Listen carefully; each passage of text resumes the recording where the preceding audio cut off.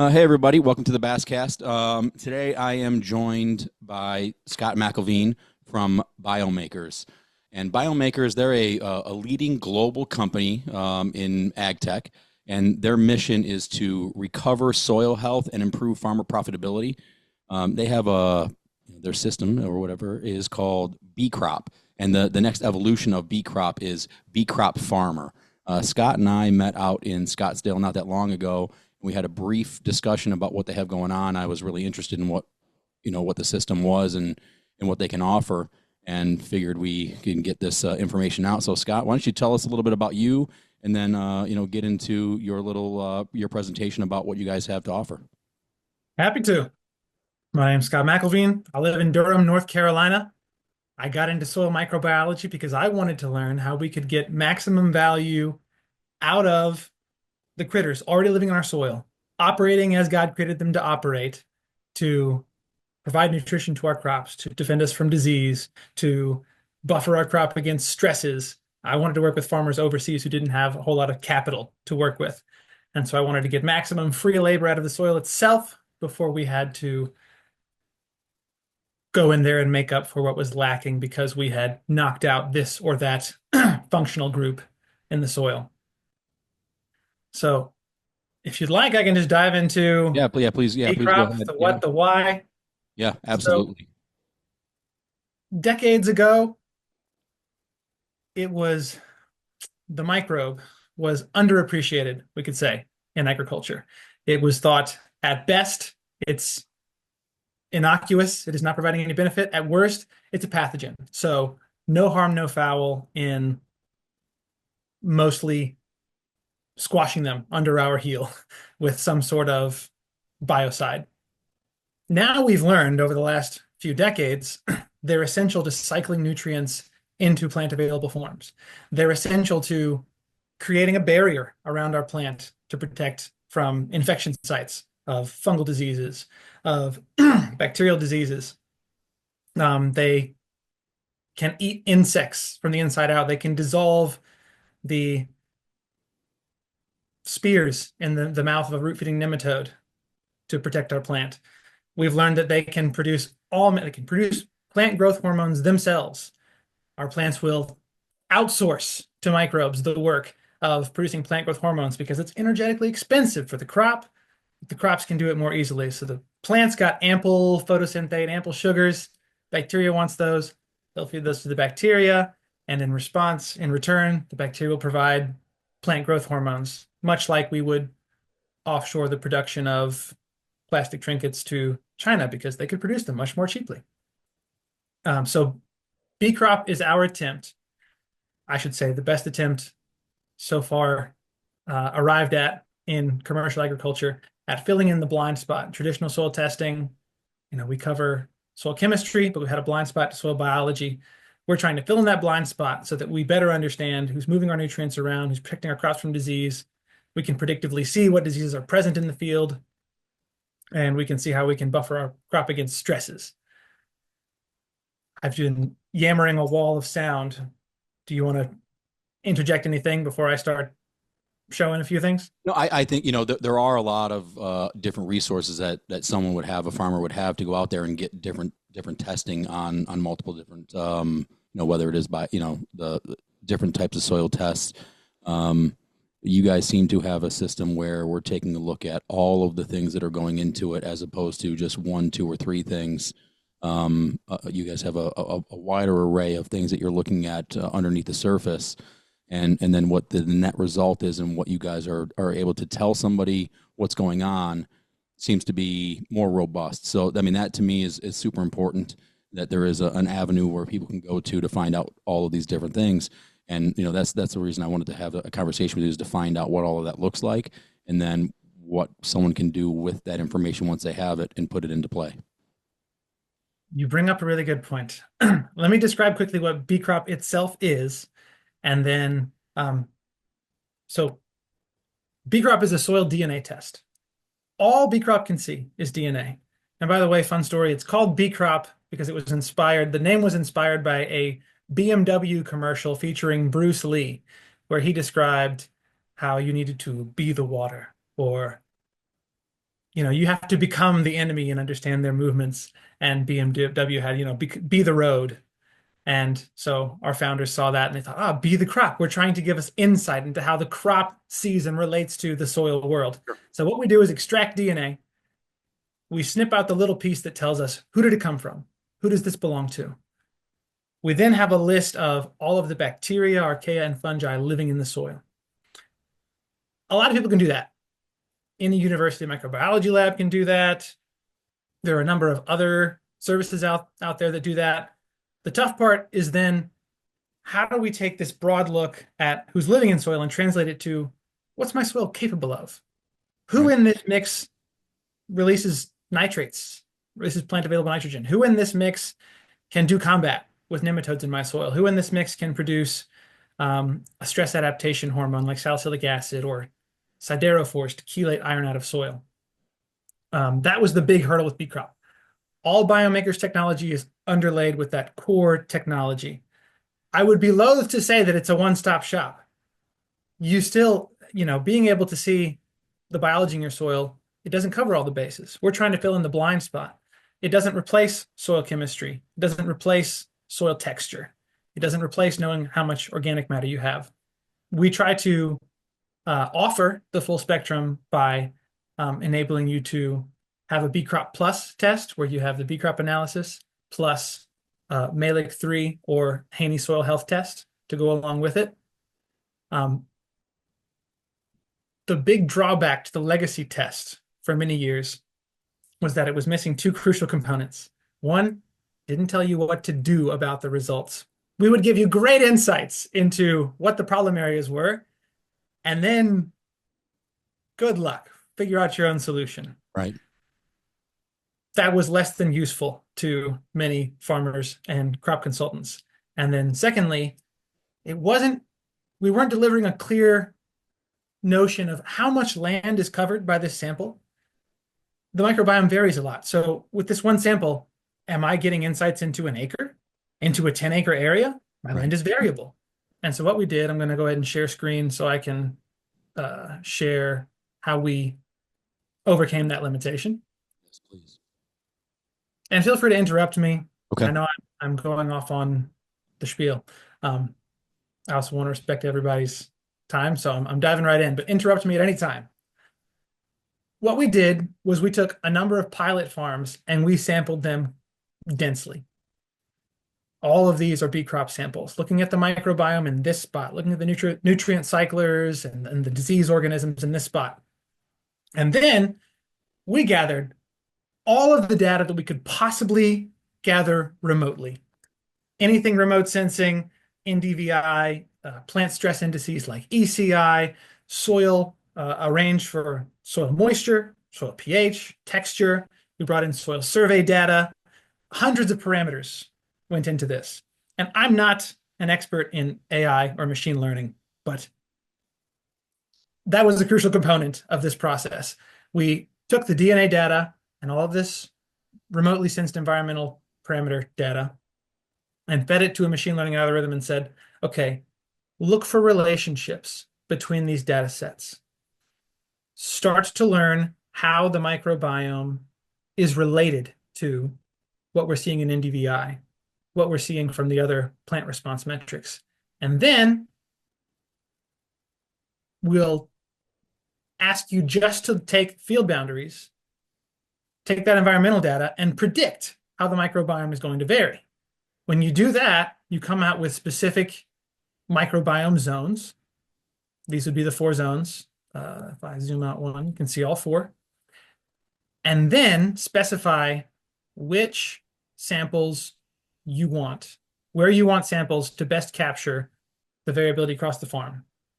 When we do this, the results from all of these samples and the results for just this small subset of samples deliver the same recommendations and suggestions at the end of the day.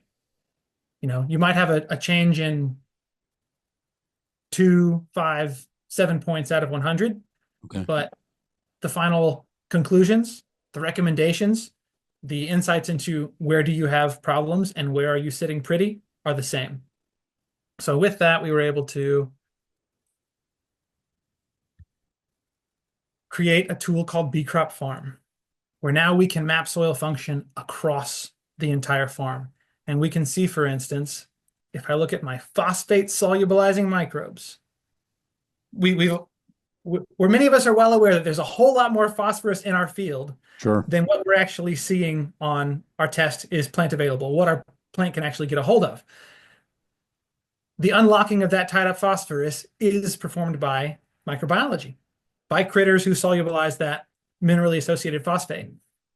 So if I look at these three center pivots in particular in Nebraska, popcorn fields these are, I can see that I've got a pretty solid population of phosphate solubilizing microbes on this north field.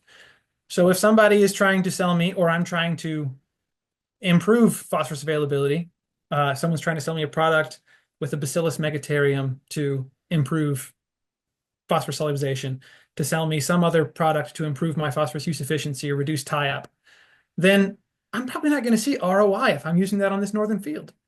But if I come to this field, man, my functionality there is low.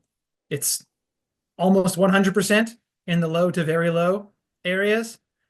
And so I can look into my agronomic insights and I can see that out of all the world of biological inputs out there, here's my short list of products to look into and try, let's say test strips, and see which one makes the biggest impact on my farm.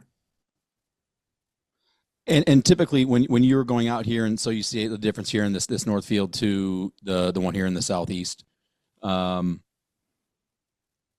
know, from there, where are we starting to see a real impact? You know, instant. You know, how many months, years until you know some of these are going to start looking more uniform?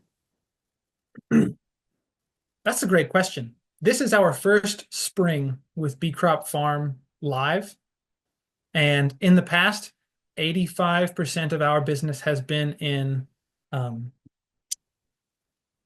trials. Sure. We have used our DNA and functional indicator data for input manufacturers who are testing their biological to understand, well, what does it do? When Right. does it do it?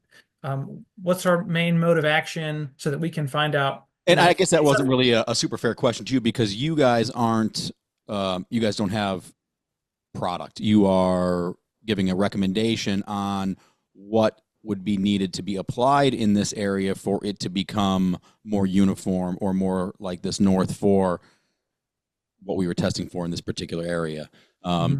So that's one thing that I really like and appreciate about what you guys have going on is because you're taking a look at the DNA and saying, hey, here is what needs to happen in here. These are the things that we need to, you know, your suggested products, go and source them wherever you need to source them from. Chances are the farmer will have a relationship with someone out there in the space, or you know have another resource to go out and get it. But you can clearly see here, based off of this particular example, that field in the southeast definitely needs something to get that P working properly. Right. We are a laboratory. Yep. We are a data company at base. We want to be a non-biased third party. We have done over 400 trials of bio inputs. And so we have, in many cases, observed when a product performs or doesn't. Our trial data has been fed to a recommendation engine. So our diagnostic need map will look at the farm and say, if you were to choose any one product class, then what would that be? In this case, in organic acid, humic, fulvic, carboxylic, oxalic would probably be the rising tide that lifts all boats. Now, I guess take with a grain of salt the 1 out of 4 stars. I don't love that notation because who would do something that had 1 out of 4 stars? You'd never buy something from Amazon that had 1 out of 4 stars. Sure. What that means is we have enough confidence from enough trials that this farm's conditions, as we've measured them, gives us reason to believe that an organic acid would give you a boost across the low nutrient cycling metrics, across the stress adaptation metrics. I think that we would be well served to make the 1 star be, say, 3.5 out of 5, and then 2 stars be 4 out of 5. It's a bit sure. No, right. Go to a restaurant with a 1 out of 4, right. 1 out of 4 rating. I find the most value myself so far in looking at what are the metrics most in need of support, and then seeing what overlaps there are in the suggested products, where these are products that should move the needle here. Again, your context will be unlike anyone else's context. And so this, to me, the value is in taking the world of biological products that people are trying to sell to you and boiling it down to, here's my short list. Yeah, I And believe you put it on a post somewhere. I saw you either posted or left a comment. Whereas, if you went to the doctor and they said that you were, this was your ailment, but then the pharmacist gave you like a multivitamin or something, that it might help, certain things, but it's not going to help with the root cause of why you went to the doctor in the first place. yes, that's certainly the case. If I go back to my phosphorus solubilization, you know, right now, the average farmer is thinking relatively, probably not your audience. They're probably thinking pretty high resolution about biologicals, but some farmers will reach out and say, I'm thinking of trying a biological. What do you think? And the question then is, well, what's the issue? What problem are you trying to reject? What problem are you trying to address? Right. Because if you take something for phosphorus use efficiency and apply it here, you're going to think that it's snake oil. It's not. Right. It's very good for, if you put it on this field, you probably would thought, wow, that's a wonderful product. But we have to find out what's my actual need so I can target my inputs. We're already used to testing soil chemistry in order to plan our fertilizers. We're just trying to bring that same mindset of testing, not guessing, to the use of bio inputs. So, And even on top of what you have for the bio input, some of the stuff, and if I'm jumping ahead a little bit, then let me know, is you guys will also be able to determine based off of maybe what is going into the field next on a particular rotation, or based off of what you're noticing in the soil on what potential bad stuff can happen out there. regarding diseases, for instance, Correct. Yes. yes. So let's go ahead to our diseases and biocontrol. So because disease data does not correlate as well with the environmental factors, if we click on these, you'll see that each field has a monochromatic, excuse me, maybe that's not the right word, but a single color for the whole field. Yeah. This is purely based on the abundance of that pathogen, that disease-causing organism that we found on that field. Abundance is not a one-to-one relationship to virulence. The disease triangle would tell me that A, I need an abundant pathogen sufficient to cause damage. B, I need conditions that favor its growth and proliferation. And C, I need a crop that is vulnerable to it. I need a crop that is missing either defenders or sufficient nutrition to have an immune system robust enough to defend itself. But I can see, for instance, that Gauss's wilt is particularly abundant on this field. And I have, where is it? First percentile level of guardians from bacterial diseases. I am first percentile in all corn samples that Biome Makers has ever run in the ability of my own soil to protect my crop from that disease. And so I'm going to be interested to, let's find out if I've got a dealer or some source for a Bacillus subtilis strain, ideally one that is explicitly screened or selected for its ability to control bacterial disease. Right. And of course, Biome Makers is going to speak to what we have some experience or insight into. Right. But when it comes to genetics, seed selection, planning your crop rotation, seed treatments, traditional crop protection, these insights are not just useful for bio inputs, but also for all those elements of crop management that have implications for, or rather that biology has implications for. Sure.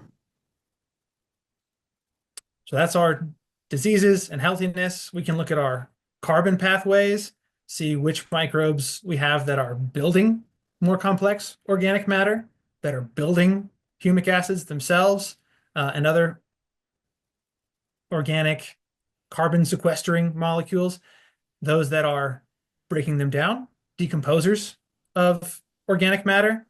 And we can also look at how many microbes out here are aerobic or are anaerobic in terms of fermentation and methanogenesis. Those are two forms of anaerobic respiration.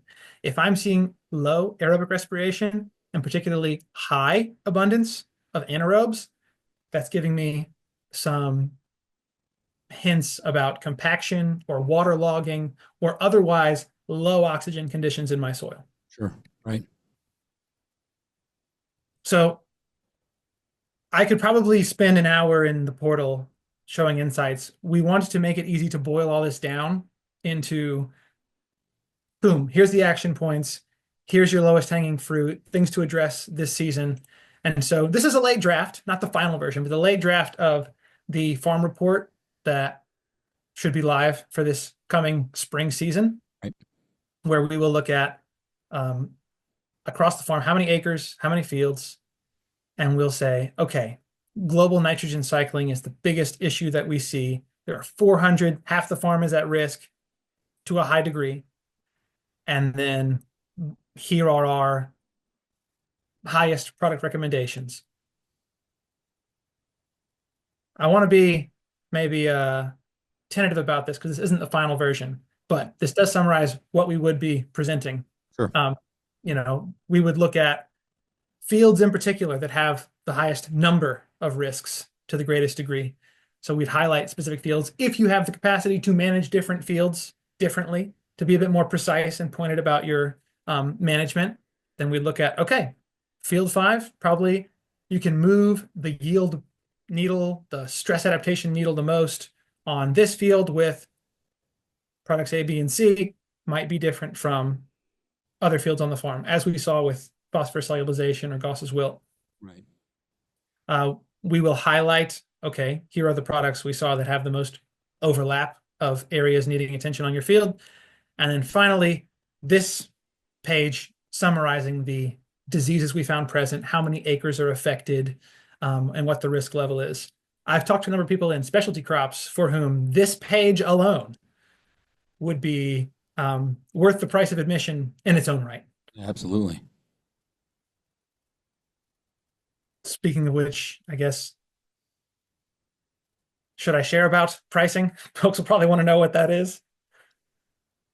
Yeah, I mean, I really, this to me is super cool. I think that, if you have it's not exactly a magic 8 ball telling us what's going to happen, but it is giving us a lot of insight and helping us guard as much as we possibly can against the things that are, that are possibilities, and really, be coming at a particular season more defensively to set us up for more success. Because anytime any of these things are going to start going into a field or have an impact on the crop, certain things can be absolutely devastating. And if we can, cut it off before it starts, then we're ahead of the game. Yeah, that's really, really awesome.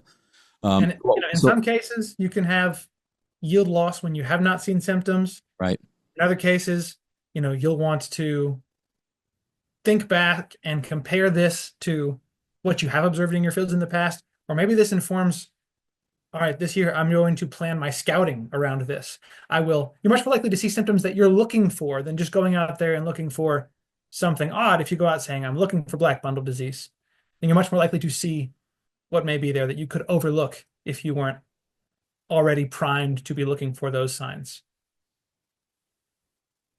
Yeah, that's super cool. So yeah, I mean, the thing you said previously about looking at what the pricing is and different things like that. I guess the first thing, even before we get to that, or the next thing would be is when someone is going out to their field, do they need somebody to go out and do the sampling for them?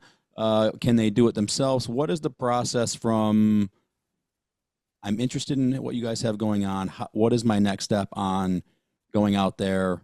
Are you going to tell me where the best places are in a field to go based off of some of the things that you looked at from an aerial footage standpoint, or take some of just the general knowledge that the farmer is going to have of that particular field to go out and pull the samples from certain places? How deep do they need to go for the sample? Just some of the details on the sampling and the process of getting that done, and then to you guys for testing. Okay, that is a great question. I'm just pulling up something so I can show that very clearly and simply. Okay, so the order of operations is that you upload shapefiles for the fields that you wish to enroll. So that could be, I'll go ahead and share screen to show how that would be done. Share this screen. Oops, pardon. So you would get in touch with us and say you're interested in BeCrop Farm, and you would be able to set up your own farm either by uploading shapefiles or linking to CNH Industrial, Climate Field View, or JD Ops. Or you can even select your own fields. This is going to zoom in into the area I live, which is not exactly farmland, and select a field and claim, this is my Sure. field Right. to enroll. And then it would go ahead and automatically calculate the number of acres, and you could request a quote for a BeCrop Farm project. And pause share. Sorry. Stop share. This is a new function that we just released today in Okay. order to simplify people being able to share their shapefiles on their own. Yeah, that's really nice. So it goes shapefiles, our smart zonification system chews on that data, looks at all the remote sensing data, all the environmental parameters, and then pinpoints, here are the GPS coordinates where we want to pull samples. You or whoever samples for you then takes those coordinates and pulls a composite sample from around each of those GPS coordinates, and that gets mailed in. We will send out a sampling kit with pre-coded sampling tubes. Soil is variable. It's true for soil chemistry. It's true for soil physical makeup. It's true for biology, maybe even more so than the others. And so taking a composite sample and mixing it well is essential. But we're probably only going to average one sample every 10 acres or so. And so it shouldn't be an overwhelming process. Okay, so how deep? I'm sure that the instructions are going to be sent in, but I mean I know the answer actually. But what? Yeah, how deep? We want in the most biologically active area, which in most farms is going to be between 2 to 6 inches. So your normal soil core. So just a clean core. Go out there and then get your samples, put them in the tubes, and then ship them to you. And then from the time that they get that over to you guys, what is the typical turnaround time from when they send it out to when they would get data in their portal online? I will promise folks 3 weeks. I'll let them know that we average 2-week turnaround, but 3 weeks is the promise. So, and this isn't necessarily something that needs to be done, say springtime pre-plant or get out there. I mean, it can be done at multiple times of the year or at certain points to find out what is going on. Is there a time that is going to be better than another time to do it? I mean, are we better served going pre-plant to find out what it is to make sure that we're not shooting ourselves in the foot before a planting season? great question. I'm glad you asked that. It will depend on what question you most want to answer. Okay. So if the decision you want the most precise information about is your seed genetics, is your seed treatments, something you need to know before you put the seed in the ground, then you're going to want to go ahead and pull those samples with enough leeway that you can get the results and make the orders you need to make before planting time. Most of our trials have been for an in-season biostimulant, and so many of those you'll get the highest precision pulling in the springtime, just ahead of or around planting time, and then you can make your application mid-season. We expect that many people are going to incorporate this in their regular cycling regimen in the fall, and we will still have information about all the microbes that, I mean, their abundances will be different in the fall than they are in the springtime. Their activity, you'll see more organic matter decomposers in the fall. You'll see less auxin, cytokinin, and gibberellin producers in the fall, but we'll still be able to give you insights into your native microbiome compared to all these other farms. That's still actionable data. Is that a clear enough answer? Yeah, absolutely. And then I'm also wondering, if you had specific locations and you were wondering, what the impact was of maybe a product that you did use to, maybe take a sample from a very, a close location or the exact same spot in the field from, maybe even different times of the year, to see what the delta was for what you did, to find out what the impact. So yeah, all that stuff is really, really Yes. exciting to me. Now, we still have the legacy standalone BeCrop test. And so one thing that would be excellent to do is, of course, I always recommend having a test strip to see the results of what you're doing. But another thing you can do to validate if the recommendation that you're following is providing the benefit that you anticipate, is moving the needle on the metric you're targeting, then 3 weeks, a month after you have done your intervention, be it a management practice, a product, or otherwise, you take a standalone BeCrop test and send that in and see, all right, did we see improvements in the metric that I'm aiming at? Did I improve my Sure, right. metric? Did I improve my iron assimilation, my calcium transport? Yeah, did what I applied work as it was intended to? Right, Yeah. right.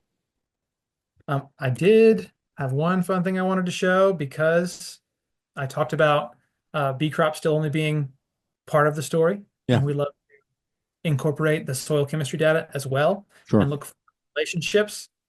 So real quick, find my Zoom, share screen once again.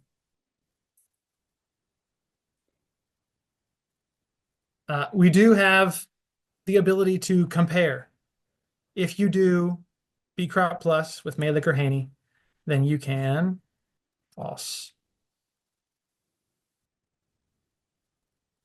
Oh, of course, live television, folks. I have to reload the screen because I've been on this tab a Yeah. while.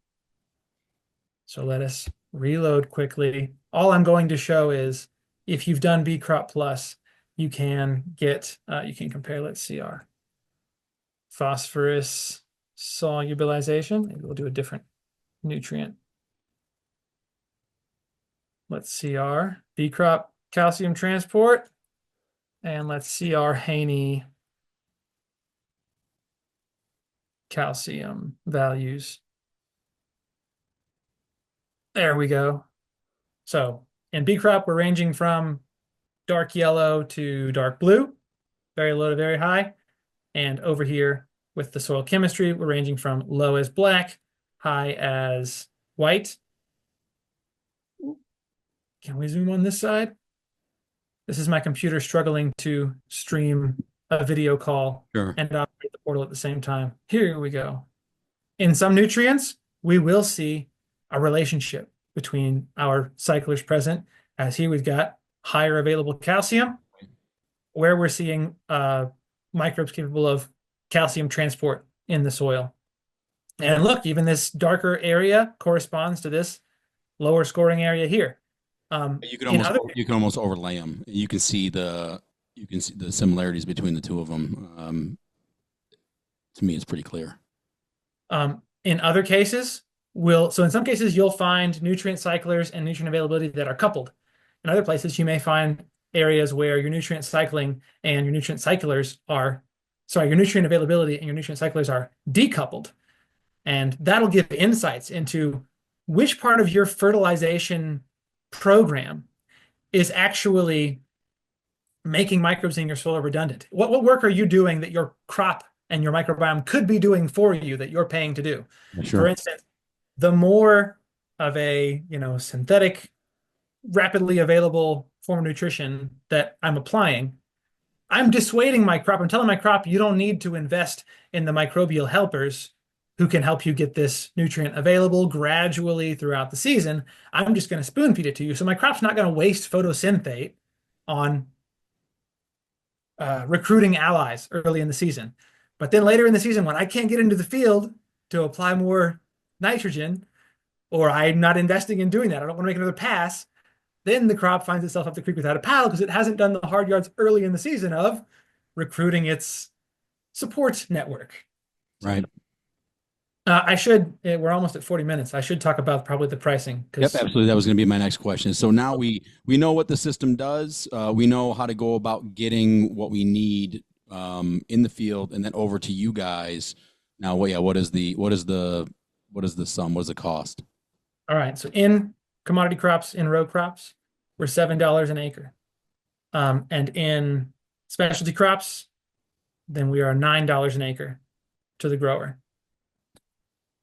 I would, if you have a retailer, a trusted advisor who wants to sell you proprietary biological products, I would be asking them, hey, are you going to do any soil testing to guide product placement, to guide which product I need? And I would, of course, love to be helping that retailer do right by their growers and recommending products that are really needed. They want their products to shine. They don't want to be putting eczema cream on a migraine. Right.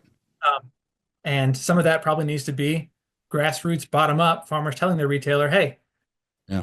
can you contribute to doing this kind of testing so that we're putting the right product on?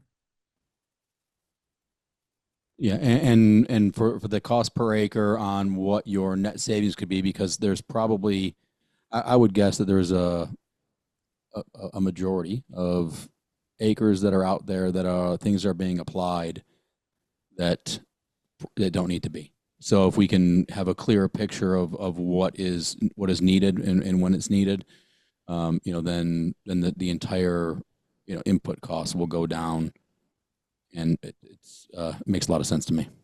By all means. We have the farmers who use the traditional BeCrop test and, you know, we're the kind of folks who are just reading up on soil microbiology in the evenings in order to understand it, or they had good help in consultations. They have given proof of concept that you can take this data and here, I'll give you an example. Matt Rasmussen, he used BeCrop tests to find out where did he have nutrient cycling bottlenecks and inform his fertilizer decisions. He was able to target which nutrients needed enhancement. So many of the bio inputs out there, they'll tell you you get 3 to 5 bushels. Well, if you can find the one you really need that's addressing multiple concerns at once, Right. he saw a 22 bushel increase. Right. And he saw an average that was in his corn. And make sure I look at my notes here to get the numbers right. Too many windows. Well, I remember reading about him and what his delta was, and the improvements that he made over the time that he's been using the program. He averaged 25 bushel increase in soybean. His white corn yielded 1.5 pounds greater test weight than in previous years. Of course, his case is not going to be the same as everyone. I am loath to overpromise, but let's say if you're shotgunning or flying blind with a bio input, and that has an average win rate of 80% and an average yield increase of 3 to 5 bushels. But if you test beforehand and that yields you a 10 bushel increase and you're able to pull back on fertilizer $15 per acre, then you're looking at $7 an acre in the testing. You're looking at minus $15 an acre in fertilizer. You're looking at potentially, say, $40 an acre in increased yield and $15 per acre, say, in the biological input. That's $33 per acre ROI. Right. End of the season. Now, that won't be true for everyone. Again, I don't want to overpromise, but of course, that is what we're shooting for by saying test rather than guess, so that you can find out what the right product on the right field. Right. That's the gist of it. Yeah, I mean, giving in my opinion, maybe well, obviously it's a more specific direction or recipe, if you will, for what needs to happen out there on, and then not just a blanket recommendation of, hey, put all of this across every acre, but hey, we can put this here, we can do certain things, and then depending on even in that same field and variable rate certain things, and really have a more hopefully a more uniform outcome across the acres, as opposed to a sine wave of yield across a field. So I love it, absolutely. So if someone wants to get involved with you guys, what do they have to do? Let me, there is a website that I can share that you can probably put in the description. Yep, I absolutely will. It is, I'll share screen again. It's the easiest thing. Okay. Why should I just yammer? For this coming spring, we are offering to match acres. Anything between 350 and 1,000 acres, we will match. So that brings you down from $7 an acre to 350 per acre. Brings you down to 450 per acre in specialty crops. You would go to this link, which Andrew can share, which you can share in the description, and it will have contact us today. You click that, you get in touch with one of us. We can walk you through uploading the shape files, and jump right on the zonification. Here are the GPS coordinates for sampling.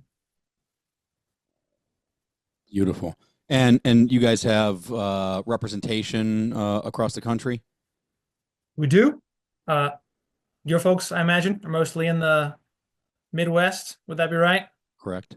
All over, but the majority, across yeah, across the Corn Belt. I've got two awesome colleagues in the Midwest, one in Michigan, one in Wisconsin, but covering the Corn Belt. And so they'll be the gentleman you most likely get in touch with.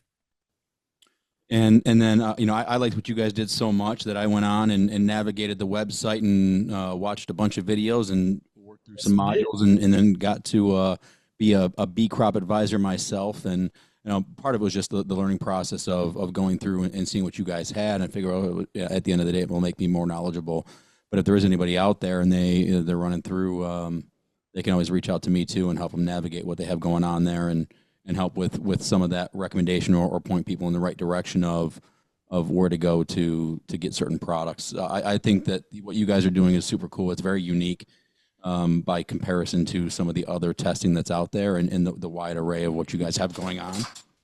And I think that it can definitely be a positive change on every acre that it's on. So congratulations to you guys for moving the needle a little bit from from BeCrop to BeCrop Farm. I think it's great stuff, and hopefully more people will pay attention and take a look and reach out to you guys. And I think that there's nothing but upside for it. So Scott, thank you for the time. I don't really have any other questions. We covered pretty much everything that I was thinking about. Yeah, and I will link the page that Scott had mentioned down below here. And once again, Scott, thank you for your time. I appreciate it, and enjoy your evening, and we'll catch up again here soon. And thank you. I appreciate your I time. appreciate it. I'm sure that as soon as we finish, I'll go, oh, I should have mentioned this and that.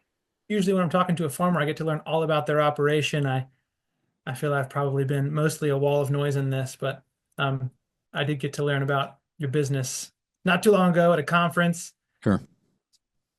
So Yeah, well, if you did forget something or you wanted to leave it, then just when this thing is uploaded, leave a comment in there and say, oh yeah, I forgot this. Or even if it's in the next little bit, we can always cut and paste and add something to it if we need to. But I appreciate it. Thanks everybody for tuning in, and yeah, we'll talk to you next time. Thank you. it's good time and attention, everybody. Appreciate the opportunity, Andrew.